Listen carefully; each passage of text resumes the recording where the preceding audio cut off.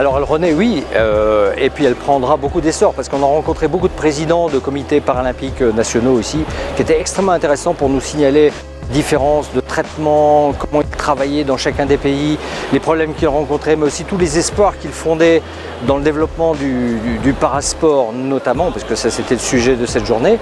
Mais aussi nous avons en parallèle eu des tables rondes extrêmement intéressantes et pertinentes hier de façon plus globale sur la place des femmes, sur le sport, sur les infrastructures sportives.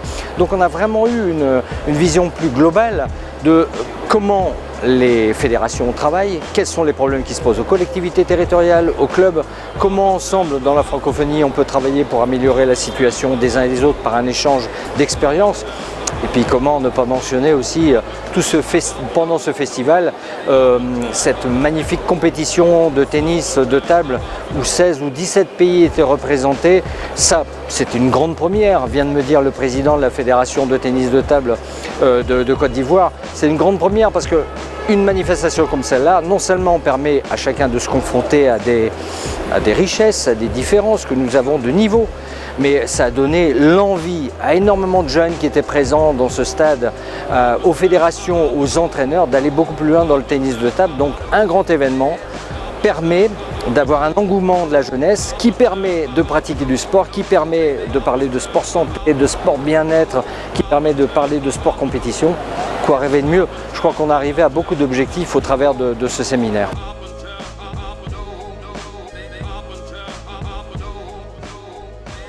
Les choses changent et puis ce qui était unique ici, c'est que toutes les personnes étaient en présence.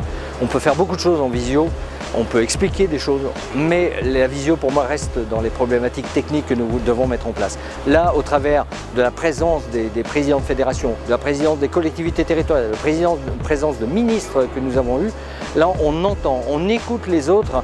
Je vois bien avec l'adjoint au maire de Cotonou qui était là, nous allons y aller au Bénin. Mais ce premier contact lui a permis d'écouter énormément de choses intéressantes et puis nous de lui dire que nous serons là pour prolonger. Mais là aussi, vous avez raison, c'est que c'est un vrai laboratoire, c'est-à-dire que maintenant, ce qui s'est passé sur le tennis de table ici, pour la francophonie, pour préparer les Jeux de la francophonie, par exemple, pour classifier, pour qualifier des jeunes, on a besoin de ça aussi, on a besoin d'événements sportifs, il faut le faire sur d'autres sports, dans d'autres pays francophones. Et les pays francophones, c'est bien sûr l'Afrique à 80% en matière de démographie, mais c'est vrai aussi dans l'océan Indien, c'est vrai aussi qu'on a la francophonie des Amériques, on a la francophonie en Asie. Et si on pouvait répartir ces manifestations dans différents pays, ça serait vraiment super.